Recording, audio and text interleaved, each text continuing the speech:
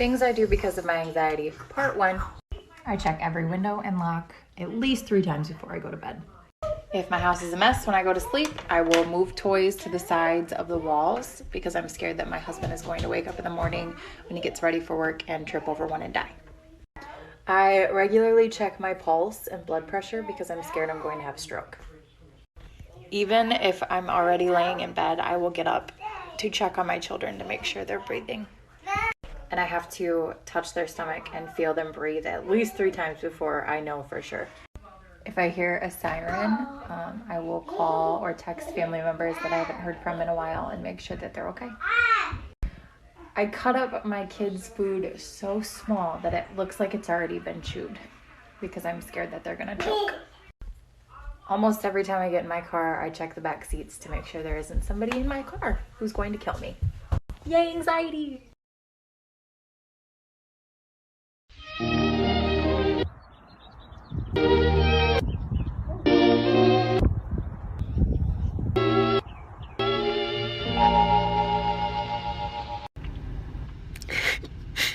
Just stay.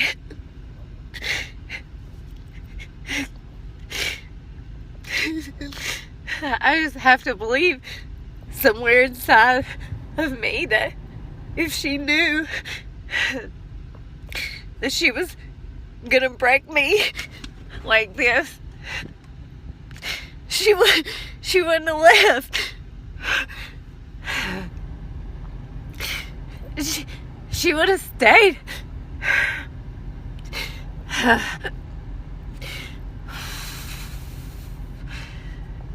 God.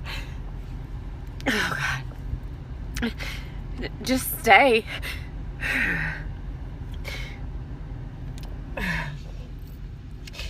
Whatever you're going through, just stay. Just stay.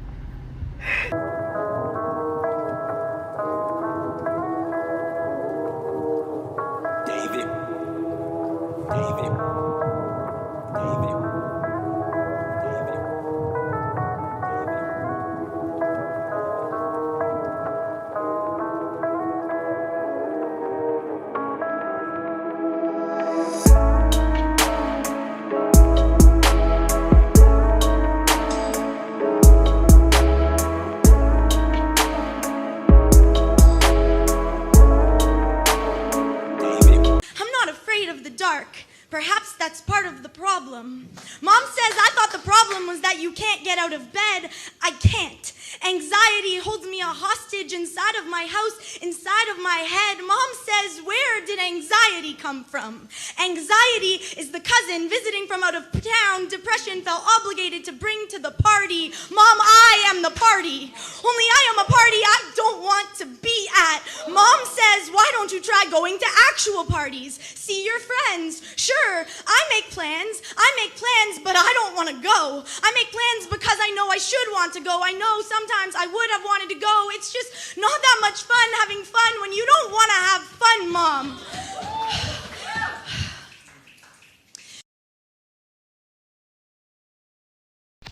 People on social media be like, bipolar disorder. Oh, so you switch between manic and depressive moods? So you're either depressed in your bed all day and want to kill yourself, or you're so hyperactive and irrational in your thinking process that you might self-harm yourself or others, so you have to be hospitalized? Oh, that's not you? Oh, okay. Multi-personality disorder.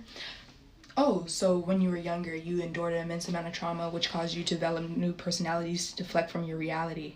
And so now that you're older, you can't remember who you were yesterday or what even happened yesterday because you were a different personality. Oh, or what about the day that you gave birth? You don't remember that you gave birth because you were Trina that day and today you're Becky? So you don't even know that this girl is standing in front of you is your child? Oh, that's not you? Okay. Antisocial disorder. Oh, so you have no regard for how your actions affect other people, so you can blow someone's head off and not feel anything, not even excitement? Oh, really? You're a serial killer? Oh, no? Oh, okay.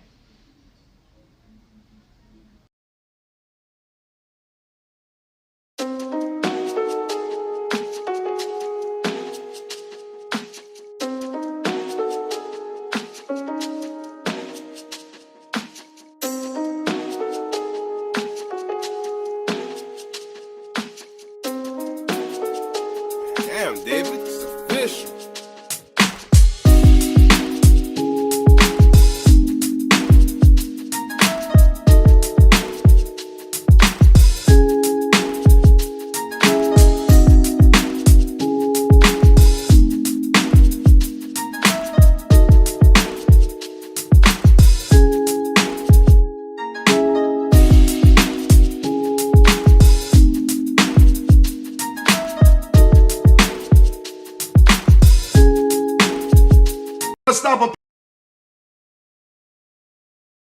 If the mountain seems too big today, then climb the hill instead.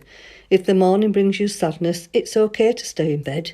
If the day ahead weighs heavy and your plans feel like a curse, there's no shame in rearranging, don't make yourself feel worse. If a shower stings like needles and the bath feels like you've drowned, if you haven't washed your hair in days, don't throw away your crown. A day is not a lifetime, a rest is not a defeat. Don't think of it as failure, just a quiet, kind retreat. It's okay to take a moment from an anxious, fractious mind. The world will not stop turning while you get realigned. The mountain will still be there when you want to try again. You can climb it in your own time. Just love yourself till then.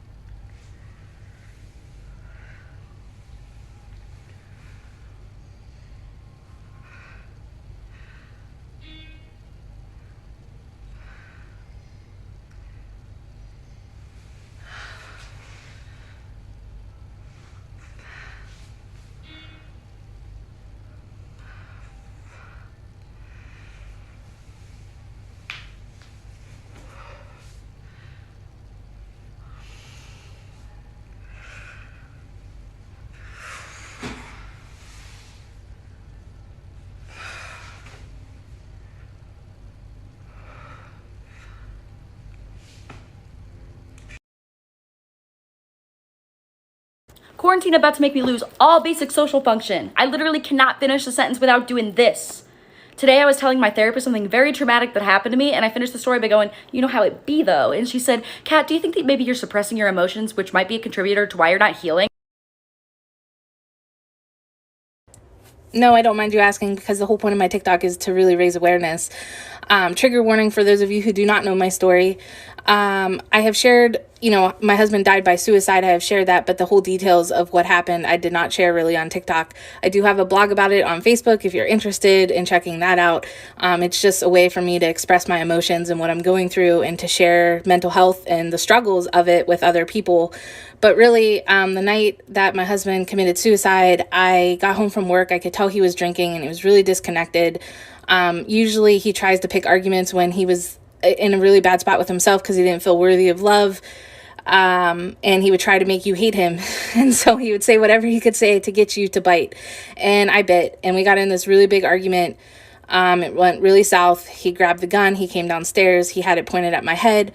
I thought I was going to die. He ended up killing himself. I was 3 feet away from him. I couldn't stop him.